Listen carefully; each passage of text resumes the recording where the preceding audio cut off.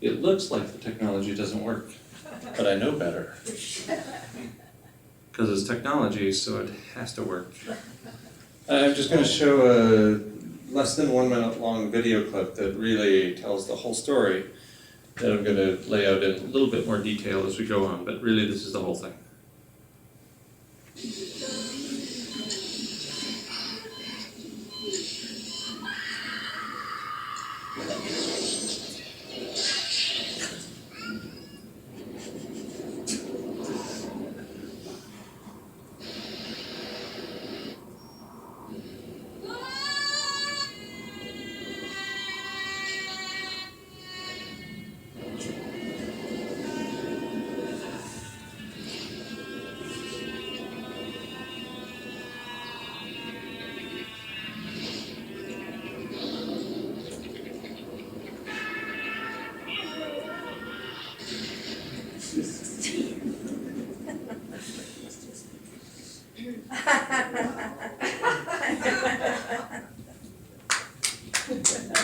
Thank you. Do you have any questions? I told you that was the whole thing. Okay. Oh, technology. Woo. So, the story is that we don't live very long as an individual and as a species. The second story is that we're in the midst of abrupt climate change. And in the past, abrupt climate change, or what's titled here, rapid climate change, has caused greater loss of life on the planet than an asteroid striking the planet. So abrupt warming events have been responsible for more extinction of species proportionally than abrupt cooling events caused by meteors striking the Earth. Consider, for example, the Great Dying from about 252 million years ago, when more than 95% of the species on Earth went extinct. The current contribution of carbon dioxide into the atmosphere exceeds that event. The rate of extinction today, the sixth great extinction, is on parallel with the Great Dying. As Edward O. Wilson, conservation biologist at Harvard University, points out, it requires about 10 million years for the planet to return to a vibrant state again after a great extinction event. So we're in the midst of abrupt climate change. A recent example comes from today, from Cryosphere Today. Arctic ice extent, that's the cover, not the volume, the areal extent of ice in the Arctic Ocean, declined 320,000 square kilometers in a day between Tuesday and Wednesday, as in the day before yesterday and yesterday. That's an area the size of New Mexico. It used to be, particularly in 2007 and 2012, when Arctic ice experienced its greatest, most rapid declines, those years are shown here, it was called a century event, when 100,000 square kilometers of ice were lost in a day. But nobody imagined there would be a 3-century event. And yet here we are. So that's just one minor example. I've been accused of having no hope. Hope in this culture is viewed as unimpeachably good. I'm with Nietzsche on this one. Hope in reality is the worst of evils, for it extends the torments of man. And were not such a misogynist, you might have included women in there too.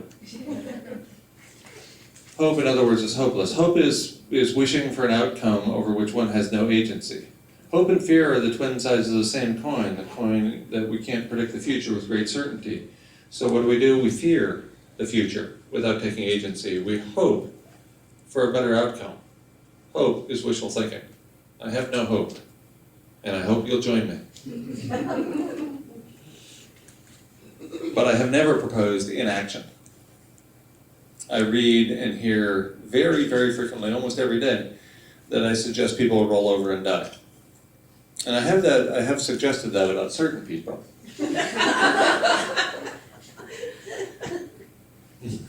But none of you.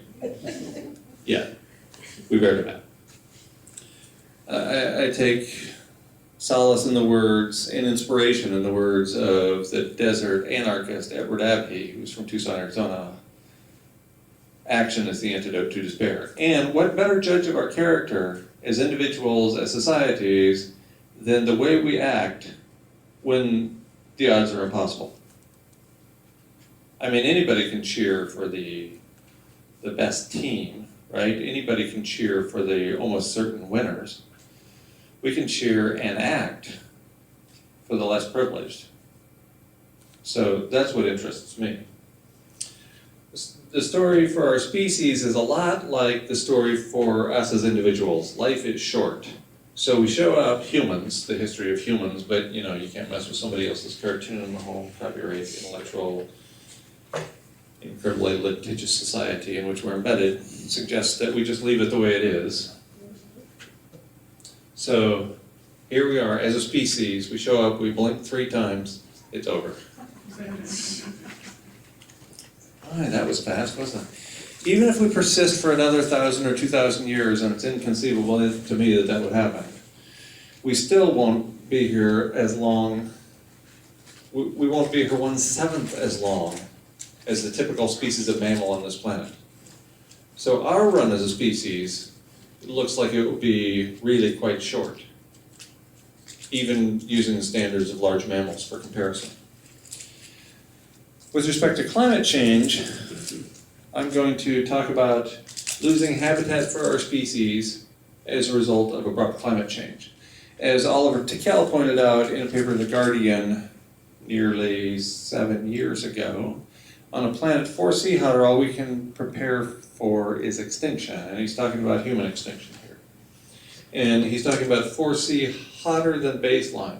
A global average temperature 4 degrees centigrade higher than baseline. Baseline meaning the beginning of the Industrial Revolution, or about 1750.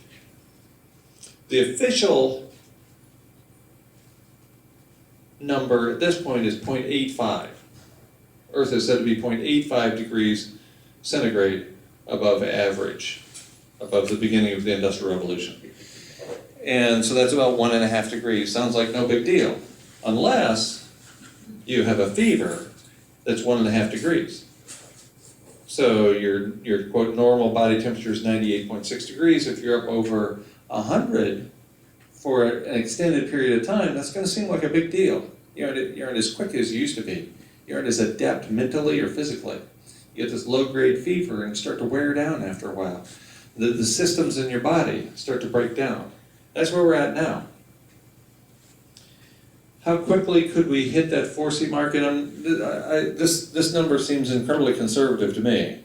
This was the consensus in the scientific community, but we've never had humans on a planet much cooler than that at any time in the past, much cooler than 4C above baseline. So I'm not sure where that number comes from. I'm pretty sure it's quite conservative, though. There have been no humans on Earth at 3.3 degrees centigrade above baseline in the past, or higher. So that 4C number is probably conservative, especially in light of how quickly that could happen. 4C, we could reach 4C within 18 months if a couple of events occurred, including the collapse of industrial civilization, that would cause the sulfates that we're constantly putting into the atmosphere to fall out. All the reflective particles are falling out all the time, but we're adding them through industrial activity. If we stop adding them, then we'll see at least a 1.4 degree global average temperature rise in a few days. So that takes us over the 2C political target. There's never been a scientific target, it's a political target. Well, could you repeat that? I just didn't get it. Yeah. Slow down. Sure. What? I can slow down. That one. Thank you. What I should do, and it's legal in this state, I should just smoke weed before every presentation. That would slow me down. And you should all take methamphetamines on the way in the door. And then you'd be going, can you talk faster? My apologies. I'm trying to remember what I said, or some version of it. I start telling these stories. Yeah, I remember. I looked at the screen and I saw the goofy picture. He looks a lot like me. And I go, oh yeah, that's what I was talking about. We could experience up to a 4 degree centigrade temperature rise in 18 months on this planet if a couple of key events happen. if we don't manage to sustain the unsustainable beyond this year, then we'll experience a global average temperature rise of at least 1.4 degrees centigrade within a matter of days. And as evidence, we have September 11th, 2001, when United States planes stopped flying, but we didn't stop putting sulfates into the atmosphere. We were still burning coal. And there was a significant change in the temperature signature of the entire planet as a result of the grounding of United States planes. And so, in addition, there could be a large release of methane, up to 50 gigatons, and field researcher Natalia Shikova warns about that it's, quote, highly likely at any time. So if that happens as a result of an ice-free Arctic, for example, then that's going to push us right up around 4 degrees C or maybe higher. Of course, now that 4 degrees C is locked in, most climate scientists are saying we can survive that rapid rise in temperature. I find a hard time believing that, but maybe. We haven't run this experiment before. We've never gone extinct. So we don't have any data, and I would imagine that when we do go extinct, the scientists will mourn only because they can't get another publication out of it. So 4C, that's a big number. That's more than 105 degrees Fahrenheit. And none of us live long at a fever of 105. So that's the issue here. Not that we aren't clever. Most of us probably experienced a more than 4C temperature rise. That's only, 7.2 degrees Fahrenheit. We experience that every day. We get out of bed, we take a shower, we move around, we're increasing and decreasing the temperature around us by 7.2 degrees Fahrenheit all day long. So that's not really the issue. The issue here is all the other species that we rely upon for our own existence. International Energy Agency says if we maintain business as usual, if we keep doing what we're doing now, the global average temperature will increase up to 6 degrees centigrade by 2050. That's only 35 years from now. Paul Beckwith, taking into account only one of 50 irreversible self-reinforcing feedback loops, that of methane release from the Arctic Ocean, says actually we could get 5 or 6 degrees centigrade temperature rise within a decade or two. That's November 2014. So that's how I would bracket the period in which humans are likely to lose all habitat on the planet. Somewhere between 18 months from now and about 20 years from now at the upper end. I suspect there will be no habitat for humans. Beckwith is taking into account, as I indicated, one of 50 irreversible self-reinforcing feedback loops. The one originally reported in geophysical research letters in August, about 6 years ago, that of methane bubbling out of the shallow continental shells in the Arctic Ocean. Methane, CH4, we know it as natural gas, molecule for molecule, has more than 100 times the heating potential of carbon dioxide. We've been worrying about carbon dioxide. We were told if we cross 350 parts per million carbon dioxide in the atmosphere, that's really dire, and humans won't be able to survive that in the long term. And then when we cross 350 without even noticing, we were warned that 380 parts per million is something to really worry about. Then we were warned that 400 parts per million was something to really worry about. Well, now it's over 400. And if we just tack on methane, atmospheric methane, none of the other handful of greenhouse gases, just methane and carbon dioxide, we're well over 600 parts per million equivalent of carbon dioxide. And mainstream scientists continue to tell us that we need to be worried about some future number. This is the retreating goalpost idea. We keep getting close to the number, so that number becomes unimportant. We keep eclipsing the number, so that number becomes even less important. This figure shows atmospheric methane at the level of the globe, and you can see that it's gone exponential starting about 2007 in the atmosphere. And because of the tremendous and short-term warming potential of methane. Some people believe that the global average temperature will follow this curve and project it forward into a Venus-style scenario in which the oceans bubble off by 2080 or so. Others indicate that it's more likely that the temperature will stabilize as it has in the past. And this is where Paul Beckwith, climate scientist at Ottawa University, is coming from when he predicts 5 to 6 degree global average temperature rise within a decade or two. And then he goes on to say it might be more, it might be 10. And I suspect that's actually more likely because here we are today, and you see the global average temperature stabilizes at Ice Age, and it tends to stabilize at Jurassic Park, with very few exceptional examples, like where we are today for a little while, and for a little while, a few degrees higher than we are today. And there's a little shoulder, but for the most part, the two stable states are hot and cold, with relatively abrupt changes in temperature between them. Not a lot of time. I mean, the graph is a little misleading. This is 500 million years. So the Great Dying, this took place over 20,000 years.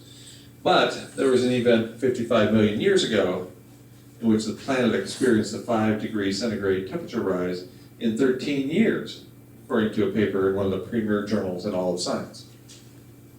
So these are the kind of abrupt events and stabilization points that lead Paul Beckwith to conclude, based on his understanding of paleoclimatology, that we're headed for one of these events, or rather that we're in the midst of one of these events, triggered by atmospheric methane, that will cause the temperature to stabilize at some point considerably higher than it is today. So what's the big deal? The big deal is habitat. Human extinction will result from the absence of habitat for human animals. Not because we're not clever, we're unbelievably clever. I think we gave ourselves the wrong name. In our wisdom, we call ourselves Homo sapiens, which means the wise ape. Perhaps a better name would have been the clever ape, Homo calidus, because we're clever. I'm not sure we're wise enough to look forward a few generations. So, like every other organism on the planet, Homo sapiens needs habitat. And already we're seeing storms that have the power to level cities. Typhoon Haiyan in Philippines being the most recent, well-publicized example. We're seeing Dust Bowl-like conditions. The word haboob did not apply to North America until 5 years ago. It was believed to be an Indian continent or subcontinent event, phenomenon. And now we use the term all the time. Phoenix, Tucson, near where I lived for a long time, haboobs happen every year. Except, of course, the Republican-dominated legislature doesn't want us using terms like haboob. So we don't call them that, we call them dust storms. You know, there was a big dust storm in this country not that long ago, late 1930s, killed thousands of people because they couldn't breathe anything except dust. So you think that can't happen again? I think it can. I think it will. I think it's underway. The dust bowl that never ends. And then most importantly and most graphically, when we don't have plants, we see what happens to other animals. That's going to happen to us too, in the absence of plants. And already the phytoplankton are disappearing at a very rapid rate. Phytoplankton form the base of the marine food web. That's half the food we eat. The very conservative journal literature indicates that all the phytoplankton could disappear in the near future. That's the base of the marine food web, and half the food we eat. The other half of the food we eat comes from land plants, like disappeared here. And without plants, we don't have livestock, obviously, and we don't have anything to eat either. So the issue is one of habitat. Even the slow rise in global average temperature that has been occurring so far, less than 1 degree centigrade, about 1.5 degrees Fahrenheit since 1750, that very slow rate of change exceeds the ability of organisms to adapt by 10,000 times. And that's with slow change, and we've just begun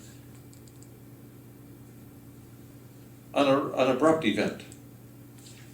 So you can imagine if the plants can't keep up now, it's going to be really ugly when the temperature swings get really great. This is the title of a journal article from about a week ago: suitable days for plant growth disappear under projected climate change.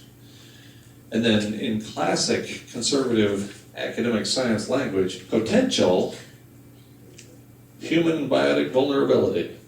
Human and biotic, human and life, as if humans aren't actually life, so we don't need to be included with those other biotic stuff. Potential, like we're gonna get along fine without plants.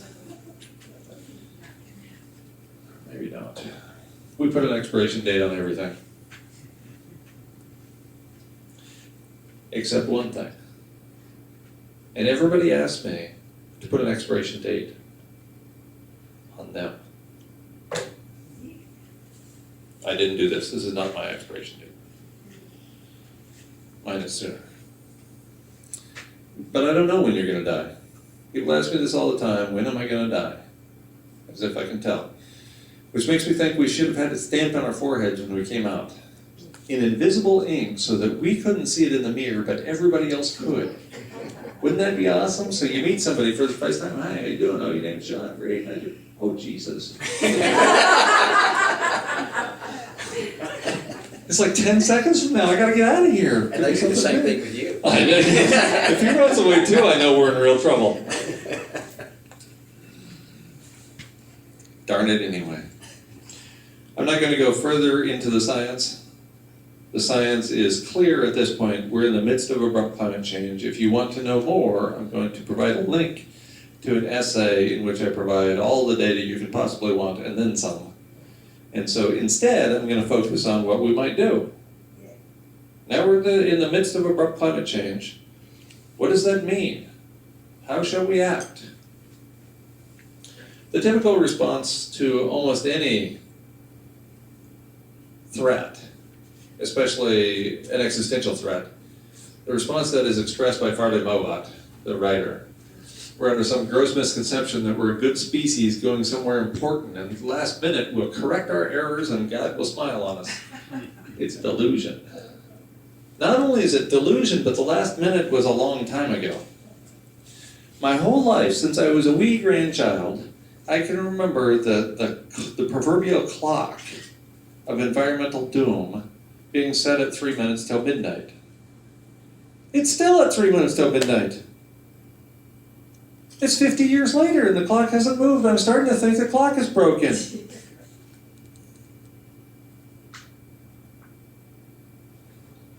We can never be 1 minute from midnight. We can never be 3 minutes from midnight all the time. I heard my entire life, since I was just a wee grandchild, that environmental issues would need to be seriously addressed by the grandchildren. They're a problem to be solved by the grandchildren. Well, there were half as many people on the planet then as there are now, and every single environmental problem has become worse. And they aren't even problems. They're predicaments. Problems have answers. You want a problem? Look in a math book. And there in the back is the answer. Problems have answers. Climate change is a predicament. There's no answer. According to research that's come out over the last 10 years, civilization itself is a heat engine. Civilization itself is a heat engine. Whether it's run on solar panels and wind turbines or wave power and whatever you got, civilization itself is a heat engine. The only way to stop the heat is to turn off the engine. Who's going to run on that campaign? I can just see the two finalist candidates in the farce known as the U.S. election, with the so-called Democrat and the so-called Republican at a debate, and one of them says, well, I'm going to solve climate change. I'm going to collapse the world's industrial economy within a month after the election. And the other one says, I'll do it in a week. And they wouldn't just be not elected, they'd be tarred and feathered. because we love it. We love that we can go to the store and get groceries every single time. How many groceries are at the store? So many shelves full that in this country we waste a third of the food, we throw it away. We go to the gas station, there's gasoline every single time. We flip the switch, the lights come on every single time. We turn on the tap, water comes out every single time. How privileged are we? We can just run the water for a minute until the hot water comes out. Wow. God will smile on us. It's delusion. So then what? As I pointed out with the opening slide, enlightenment is the complete eradication of everything we imagine to be true. The dreams have been canceled. Actually, it's not that the dreams are canceled. It's that the dreams must be consistent with reality. And so, I hope I have provided a little bit of enlightenment so far. I hope that I've completely eradicated everything that you imagine to be true with respect to linear climate change. So the question is, now what? Well, before I go into that, I should point out the really, really good news. I know I seem like such a bummer. Like I've never heard that one before. But I'm not, because I have this amazing great news. We get to live. We, you and me, we get to. It's not a have-to thing. It's not like we're in indentured servitude. That's civilization. That's not our lives. We don't have to adhere to that. We get to live. And of course, obviously, we've all known since we were 11 years old that the end of that process known as life, and it does end, it has a word. It's the unspeakable word in this culture.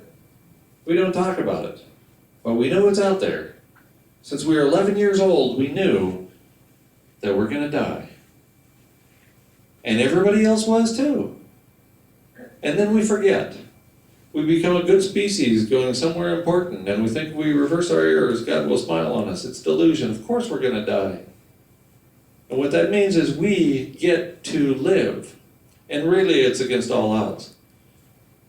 This collection of DNA known as you, known as me, this collection of DNA is essentially impossible.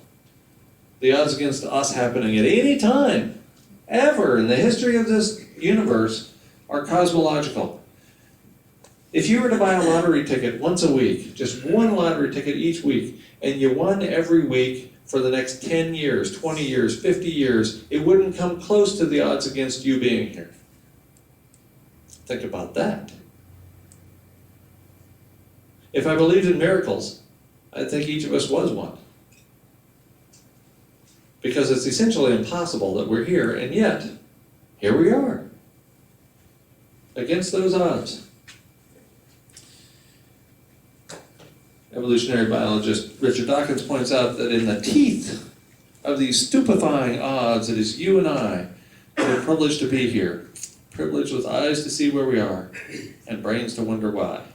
Not only do we get to be here, do we get to live, but we have these enormous brains and this incredible technology that allow us to ponder how and why. Why are we here? Kurt Vonnegut used to quote two people in response to that question. His son Mark, after he got out of the insane asylum, and before he became a Harvard-educated medical doctor, in response to the question, why are we here, Mark Vonnegut would respond, we are here to help each other through this, whatever this is. A life of service. Kurt Vonnegut's uncle had a pretty good response too. Kurt Vonnegut's uncle, in response to the same question, why are we here, answered, we're here to fart around and don't let anybody tell you any different. So somewhere between providing a life of service and farting around, maybe all of the above, I think that's why we're here. And we're here at the most unbelievably privileged time in human history. I mean, we can take a digital device, any one of these, go out almost anywhere on the planet, tap in a few keystrokes, even talk to the thing. We can talk to the thing. And we can find out that indeed the odds against any of us being here are cosmological. We can discover that we're in the midst of abrupt climate change, and the evidence is really pretty overwhelming. We can discover that of all the people who have ever lived, those of us living in the global north, as a collection, are the most privileged ever. Nobody else got what we get. Nobody else gets to turn the tap and water comes out. Nobody else gets to flip a switch and the lights come on every single time.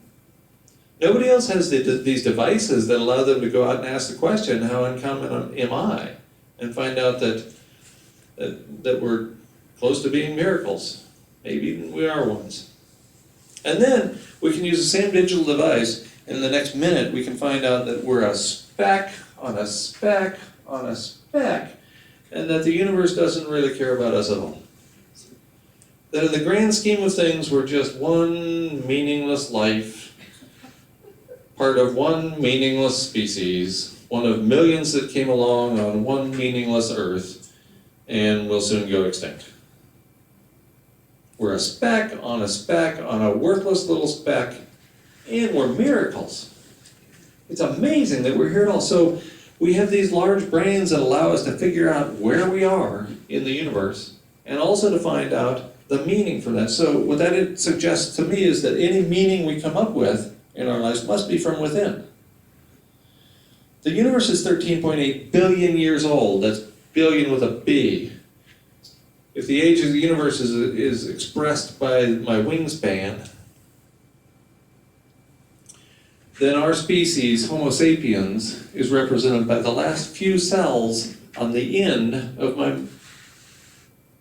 We're done. Just like that. The universe sloughs us off like a bunch of dead skin cells. In a strictly amoral manner, an uncaring, unjudging manner. They came, they went. It was quite a ride. They thought it was all about them. And I'm willing to bet that when we die as individuals, that none of us in this room go into the abyss and have our final thought be, I should have bought more crap. I bet nobody does that in this whole room. I bet nobody thinks when they're drawing their last breath, oh man, if I'd have had 4 more pair of shoes or another Hummer, then I'd have been set and then I'd be happy. But instead I'm miserable because I didn't have that Hummer. No. I mean, there might be a few people. We have a name for them, but I'm not going to mention the sociopath word. Ooh, there goes my out loud voice again. I suspect that what we think about are 2 things. We think, wow, that was quick. Yeah. That seemed rather short, didn't it?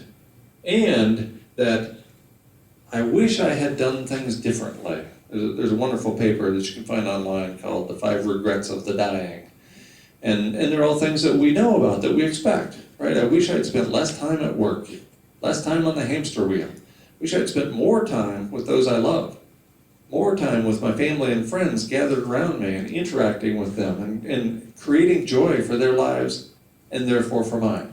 I wish I'd provided more service in my life for others. I wish I had taken the approach of Mark Vonnegut. Why are we here? We're here to help each other through this, whatever this is. I don't think any of us are going to go down thinking, if this bed were filled with money, then I would be happy. I think it's going to look more like this instead. I don't want you to save the world. I just want you to put your arms around me when it ends. Because this is us. These are the kind of animals we are. Yes, we can be brutal, horrific, sociopathic, psychopathic creatures that kill everything in our path just to get the last Xbox on the shelf. Yeah, we can do that. That's a given. That's been demonstrated time and time again in human history. But that's not us. That's not us in this room. That's not us individually. That's not us as a society. This is us. This is us, just wanting to be wanted. In light of those bits of information, I encourage a couple of pursuits. And this is why I'm no longer invited to speak on college campuses. Suddenly I've gone from the natural scientist to the person who understands a little about human emotions and human psychology, and never the twain shall meet on a college campus. I'm jumping on my silo here. But if your life is short, and I promise you it is, if you're going to die anyway, and I promise you you will, then I suggest that maybe you ought to pursue love and a life of excellence, whatever that means for you.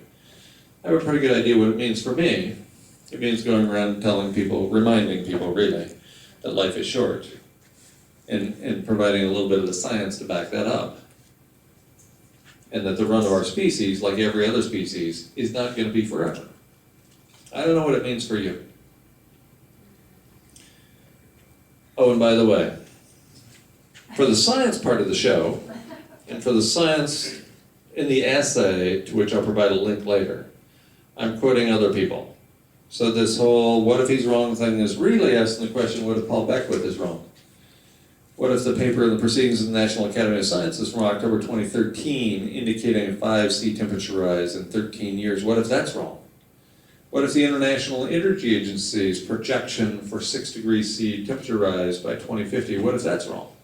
That's all about them. That's their data, that's their forecast, that's their projections. And that's all I do, that's all I cite anymore, is the work of other people, because I haven't conducted primary research for a long time. But usually this question is not pointed at me. Interestingly enough, it never comes as a question. It comes as a response, as an answer. It's much more definitive. And, by the way, even if that's right, even if I'm wrong in citing all these other crazy people who use science to point out where we're at, I still have good news. We still get to live.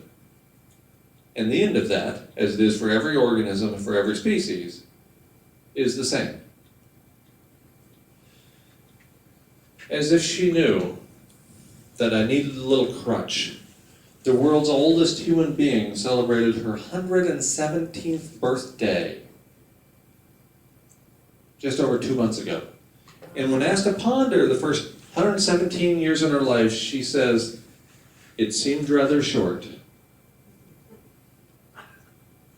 117 years old, it seemed rather short. And then to put a punctuation mark on my presentation, a few weeks later she died. Birth is lethal. Nobody gets out alive. Even if you live to be 117 years old, it's going to seem rather short. In light of that information, you might want to live with urgency.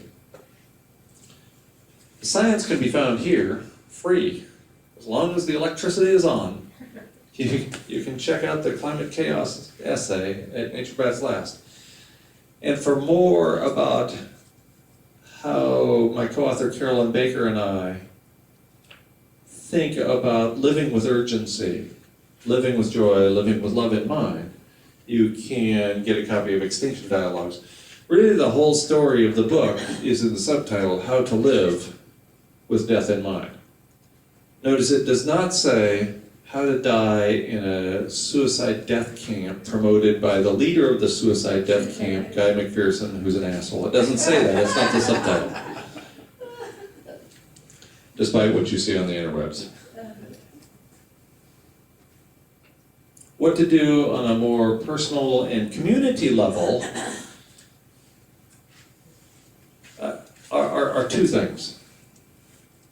One, there's a sign-up sheet at the back, and it asks for your name and email address, and Elizabeth is going to use that and presumably not sell it to Microsoft for millions of dollars, but instead use it to create a support group after I leave. This is a difficult conversation to have. We don't even talk about death in this culture. We don't talk about grief. We don't talk about money. We don't talk about religion. We don't talk about anything that really actually matters, do we? It used to be we talked about the weather. You know, the Mark Twain quote, everybody talks about the weather, but nobody does anything about it. Well, now that we're doing something about it, still nobody wants to talk about it. So, if you want to have a conversation with people who are willing to ponder the unspeakable, to talk about the things that this culture drives us away from, the important stuff, then you might want to put your name on that list, and maybe Elizabeth will send you an email message every month or two indicating we're meeting at such and such a place at such and such a time. Show on up, and we'll communicate with each other. The second approach is a workshop I've developed with a friend and colleague that you can find at onlyloveremains.org, and we deliver that workshop in person or electronically. So if you can gather some people together who are willing to spend 8 hours over the course of 2 days talking about what do we do now that we accept the evidence pointing to loss of habitat for our species in the very near future, then what? Then what do I do? How do I define excellence? What do I actually love? So join us in a workshop, in a retreat sort of environment with a few other people, and talk about those most important of issues, the kinds of things we could have been talking about all along, but we got distracted by the treadmill and we jumped on it and sort of forgot to get off. We have enormous power, and we have no power at all. We have one short life, and it seems so irrelevant, except for the meanings we give our lives. We're a miracle that we're here at any time at all, and yet we're a speck on a speck on a speck. With respect to the power, we have the ability to influence the relatively few people in our lives with whom we interact on a regular basis. Friends and family. It might be 3 people, it might be a dozen, not very many. We have the power, and I would argue we have the responsibility to treat those people with compassion, with love, with respect, and expect the same in return. That's not just power, that's not just responsibility. It's much more than that. It's an honor, and it's a privilege. Let's talk about how to do that, even at the end. Thank you very much. I'd be happy to entertain questions.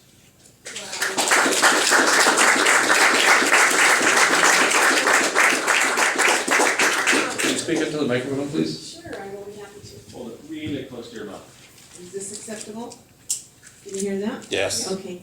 I apologize, I couldn't be here at the beginning, so I missed what you were initially discussing, but because the topic is climate change, meaning dangerous results of climate change, I'm assuming that was what you were addressing. I do talk about it, because I think global warming is the real result of some pretty bad things going on in our environment. And so I do talk about it because I want to see people convert to all electrics and hybrids. But it's very difficult to persuade them, very difficult. I had the chance to talk to a friend who in her 70s was going to buy a new BMW a couple of years ago, which wasn't going to be all electric or hybrid, even though now I think BMW has come out with a hybrid that's sold here. And I worked and worked and worked, was trying to describe what the carbon does to our air, and her response was, but I have to have my BMW so I can go 0 to 60 in 3 seconds. So it's like it wallops you. What do I say to respond?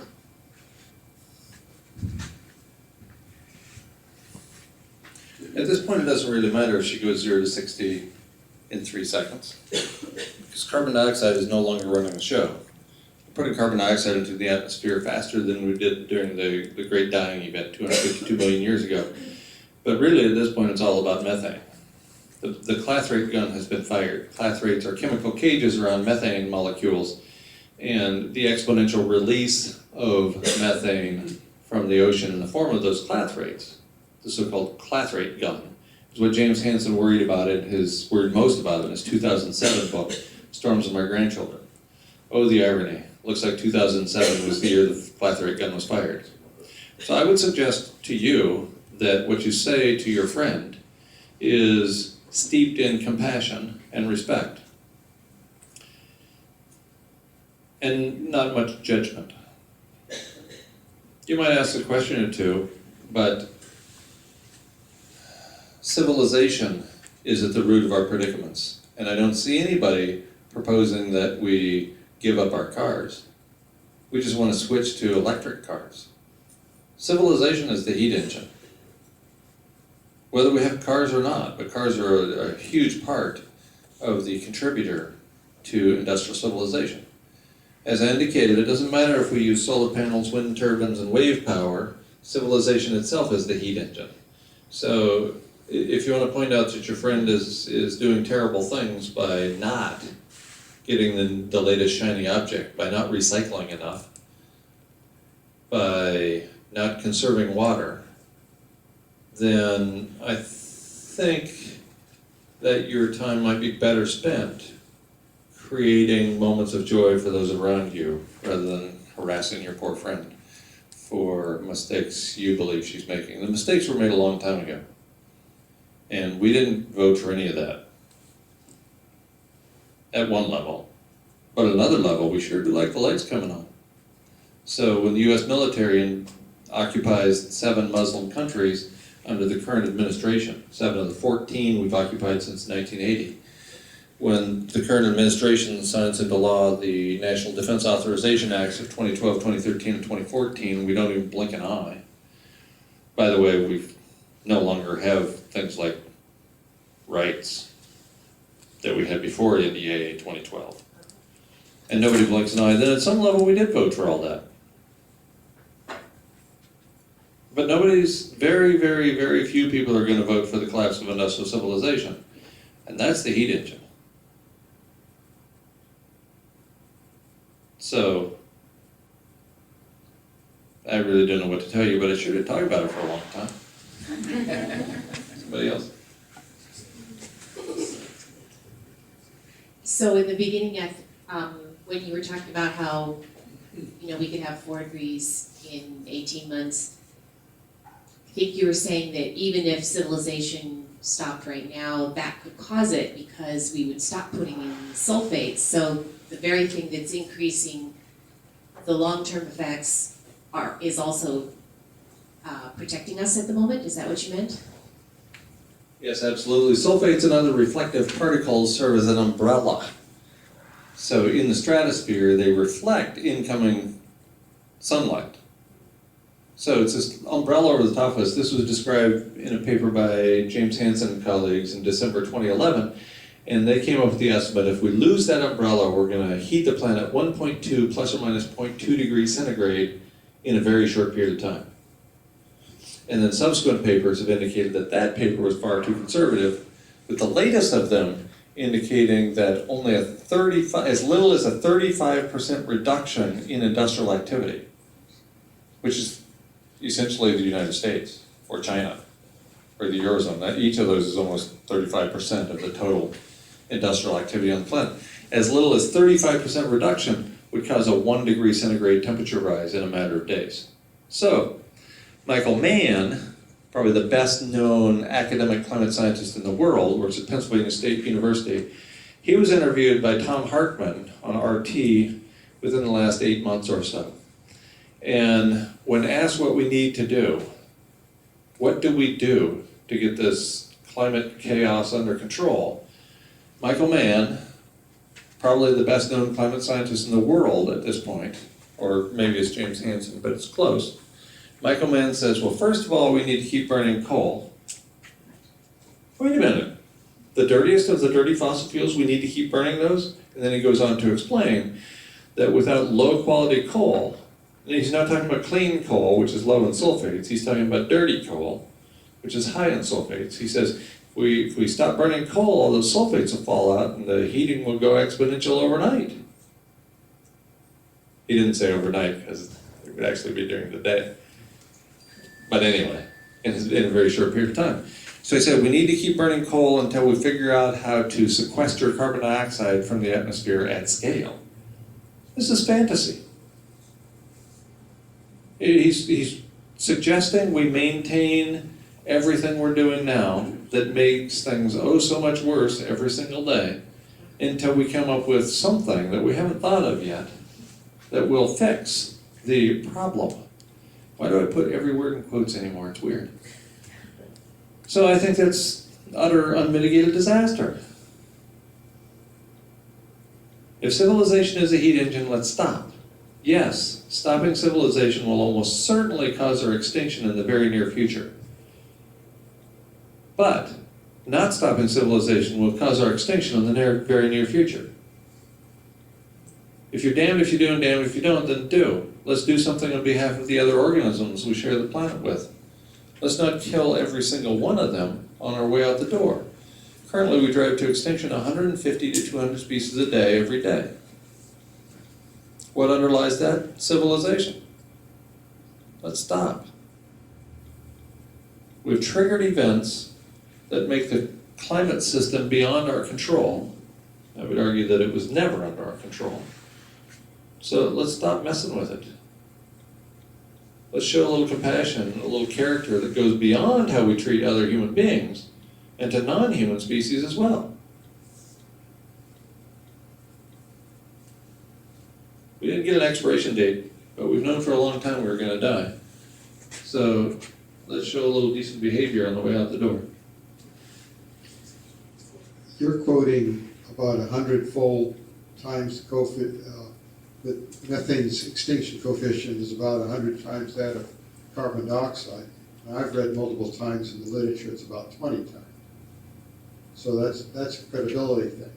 Now, as far as what's going to happen to humanity, I used to very strongly believe there'd be an apocalypse and everything would go. I'm not so sure anymore. I think pockets will survive, and I think what's going to happen is the people who are on the poor end are going to get hit the hardest. And the wealthiest who have some physical resources available could possibly survive. And yes, the animals might die. Well, it's time to become a vegetarian, and that's what I am. But I think that there's a chance that civilization will take a big hit, and millions, if not billions, will die. But I think some piece of it will survive, and I suggest some excellent recent science fiction. Werner Binge, Deepness in the Sky, and Fire in the Deep, which he, and the books are here in the library, and he gives some ideas of what might really happen. Okay, you're right. You bring up the credibility issue and you cite 20 times the heating potential of CH4 as opposed to CO2. And that's right, over 100 years or so. I'm talking about within 20 years. And it's more than 100 times over the course of 20 years. The IPCC, in their vaunted fifth assessment, concludes that methane has 36 times the warming potential of carbon dioxide in the atmosphere. But in their previous assessment, they said 72. 72 times. Let's talk credibility a little longer. We're talking two different things. No, they were talking the same thing. I'm talking about the absolute extinction coefficient. If you take a cell full of CO2 and a cell full of methane, the methane will absorb 20 times as much infrared as the CO2. That's not right. We have a lot of science now indicating the warming potential on this planet of methane. And it's at least 100 times more powerful a greenhouse gas in a decade or two than carbon dioxide. The other issue, whether individuals will survive or not, it could be that we will experience a 10 degrees centigrade temperature rise. We could go Jurassic Park, and there will be humans. Even though the last time it was 6 degrees warmer on this planet, the largest mammal was the size of a shrew, and there were snakes the size of yellow school buses in the Amazon basin. So it could be there will be a few individuals that survive. But it would surprise me. And those humans will have to deal with ionizing radiation from the meltdown of 442 nuclear power plants too, as they all go Fukushima. I don't see humans persisting long under those conditions. Every organism that has been studied so far goes extinct after 7 generations or less exposure to ionizing radiation. So it could be that there are a few survivors for a few decades after global average temperature rises and removes all habitat for humans. So there might be people living in bunkers and with stored food. And that's not what I would call living, I'd call that dying a little bit more slowly. But I don't think anybody survives ionizing radiation when Fukushima alone represents an extinction level event for our species. And there's many, many more of those to come. And we're not doing anything about them. To decommission a single nuclear power plant, Indian Point, outside of New York City, would, according to JASCO, the most recent ex-head of the Nuclear Regulatory Commission of the United States, would require 50 or 60 years, if the money were available. And the money's not available, and nobody's interested in shutting them all down. This is where an addiction to electricity leaves us.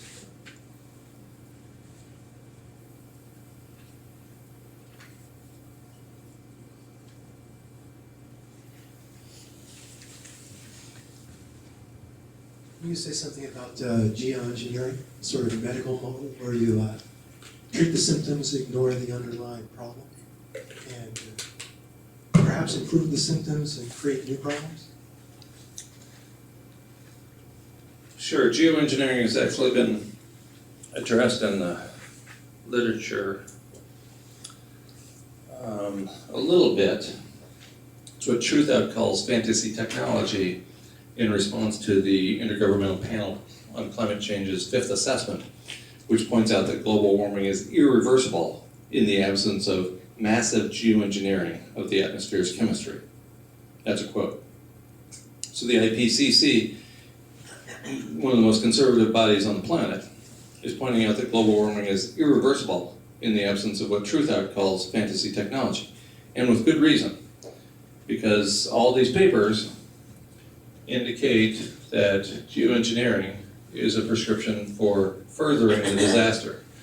Risk of abrupt and dangerous warming is inherent to large-scale implementation of solar radiation management. Putting those reflective particles up into the sky works in the short term, but it doesn't work in the long term. As soon as the reflective particles fall out, abrupt warming is a given. The synthesis in the journal literature comes from Nature Communications. Current schemes are likely to either be relatively useless or actually make things worse. Nature Climate Change follows up. And then a significant report put out by the National Academy of Sciences of the United States just a few months ago indicates that geoengineering is not a viable solution. In addition, the public isn't impressed either. So the science and the societal consensus point in the same direction. Geoengineering, messing with the climate without getting at the root, which is civilization, will not make things better and in all likelihood will make things worse.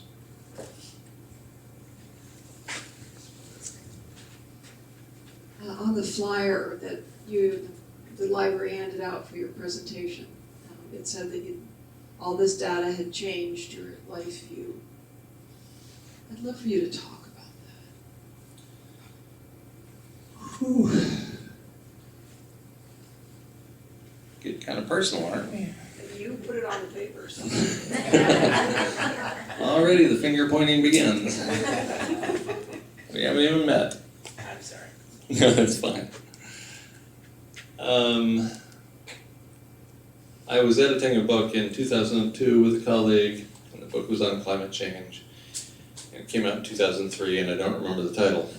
But if you go to GuyMcPherson.com, I'm sure it's right there in the books section. I reached the conclusion that we had triggered events at that point likely to cause our own extinction by 2030 or so. And I mourned for months. And it was really interesting. It reminded me of one of the first episodes of the original Star Trek series I'd seen. Yes, I'm going to talk about Star Trek. How could I not? And in this particular episode, there's on the screen of the Starship Enterprise, they're looking out in space, and the Vulcan ship is destroyed in the blink of an eye. And I don't remember Spock's response, Leonard Nimoy, playing First Officer Spock, I don't know if he recoiled in pain or if he shed a tear, but he expressed emotion. And this is the non-emotion guy. Right, so he expresses emotion, all the humans go, "What? What's the matter with you? You're not supposed to show any emotion." And he says something like, "You humans," I saw this when I was 8, so I'm going from memory here. He says something like, "You humans, one person close to you dies, and you mourn." That was 300 of my compatriots. He didn't know any of them. And I felt a lot like that. I'm seeing at that point 6.5 billion people losing habitat in the near term. My mother-in-law was dying, a slow, painful death from cancer. And I couldn't figure out why my wife was grieving that, and why she couldn't understand why I was grieving what I was grieving. Because in this culture, we grieve the one, not the many. We don't grieve the 150 to 200 species we drive to extinction every day. We don't grieve the brown people that American empire kills every day so we can keep the lights on. That's just collateral damage. It's all about us. So that forever changed my life. And when I reached that same conclusion, it was just a short time after that I discovered the concept of global peak oil, and I thought the whole thing would have to stop. And so I created a homestead where I live off-grid, my wife and I, with another couple and their young son. And so that was another life-changing event. But the commitment to that place was made by the end of 2007, at which point we didn't know anything about climate change. And so I made this major life decision to quit working at the university where I love to teach and move to a relatively unpeopled environment. And now my teaching is to do this, to people I don't have an opportunity to establish a lasting connection with. And so that's what I miss about university life, is the ability to interact with young people on a very meaningful way. I haven't been able to do that for more than 6 years. That's a major life change. Thanks for asking, sort of.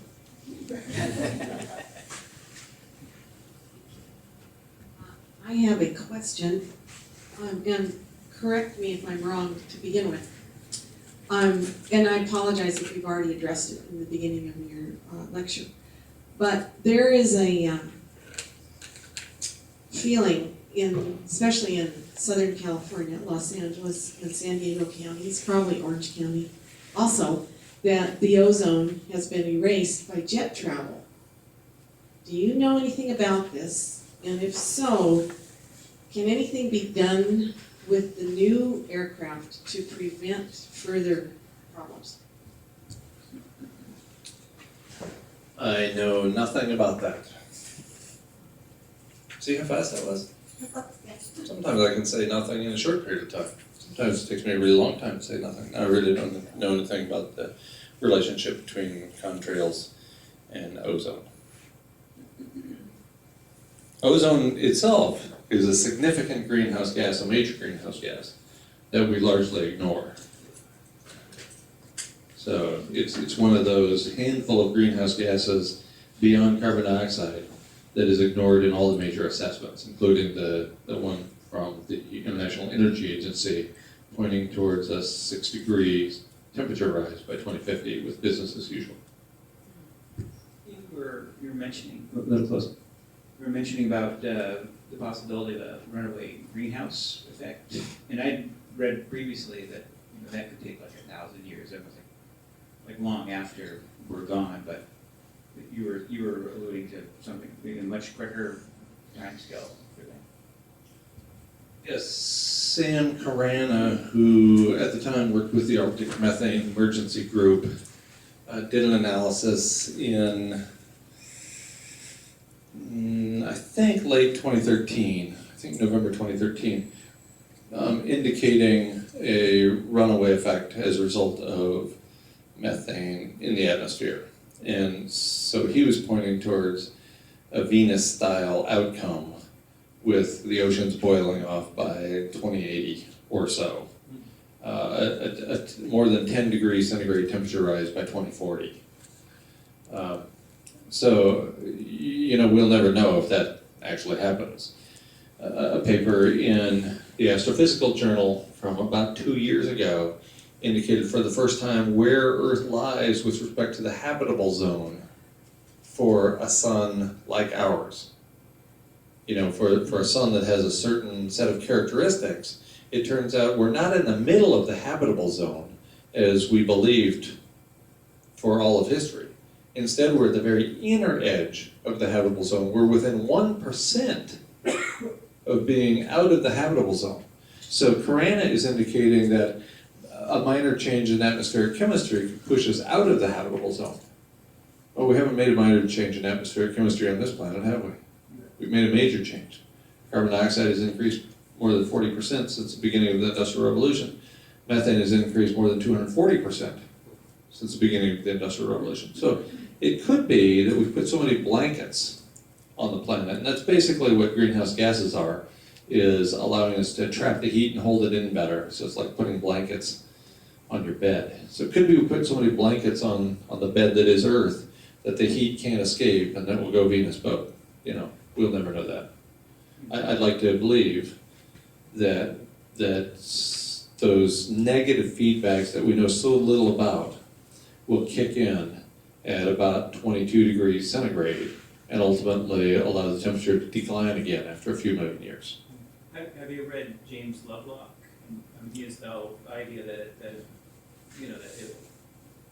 there's corrections after, we'll go to another phase, and then the negative feedback loops will come in. But also, he worries that it's a little later. The sun is a little hotter than it was, Permian, and also even 50 or 60 million when the dinosaur died off. So Right. So yeah, I've read his work, and it's important to separate the pieces of the work and to separate the work from the person. So I disagree profoundly with him about nuclear power. Ditto for James Hansen. I mean, really? 3 Mile Island, strike 1, Chernobyl, strike 2, Fukushima, strike 3, and yet we're still thinking that's a good idea? Because we're so addicted to electricity that it doesn't matter what it kills. So I think that's insane. And certainly Lovelock was an early voice, along with Margulis, about the response of the planet, the response of the living planet, the planet as a system. We know so little about those negative feedbacks. We know so little about what causes the temperature to cool after it warms that it's really, really difficult to say why things stabilize at that hot state, the Jurassic Park state, and then further why the planet then goes ice age. There's just very little known about that. We know, have known for quite a while, a lot about those self-reinforcing feedback loops on the positive front, the so-called positive front that lead to heating. Not really positive for us, obviously. Yeah.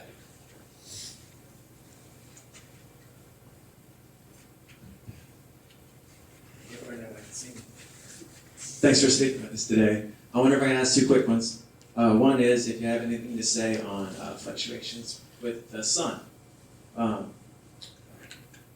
just mentioned that.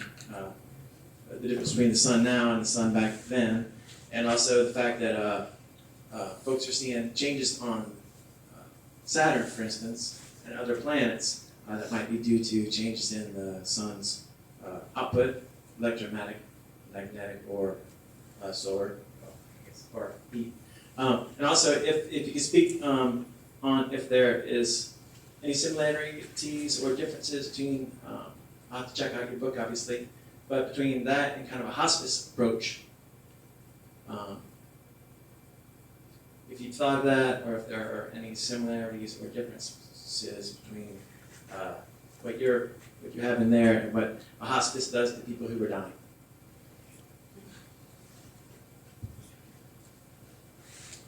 With respect to solar radiation And solar radiation has been declining markedly, has declined markedly from our sun since about 1960 or 1961.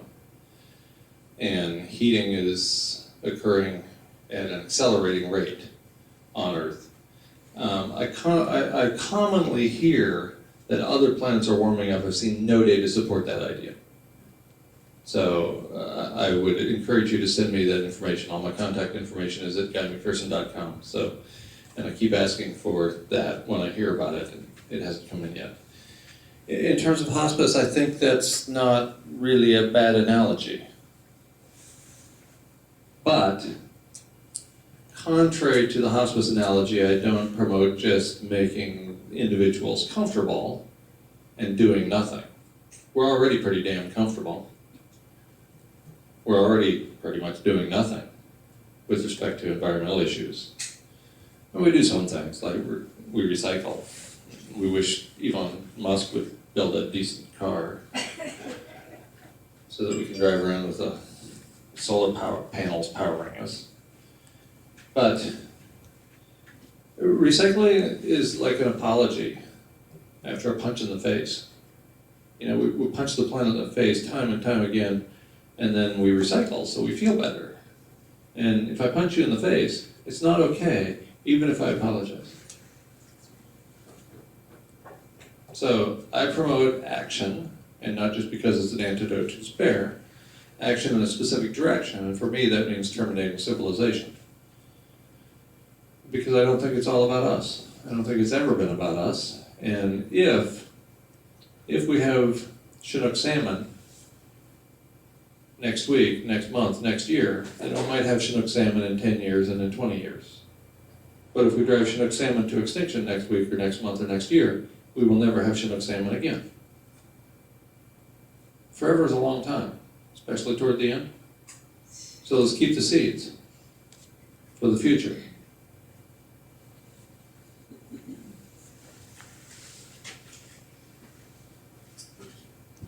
I myself did not hear this interview, but I have a friend who has insomnia. She's in her 80s, and she listens to a fellow who does global reporting like 1 a.m, and I think he's got a radio show, and I'm sorry I can't remember his name.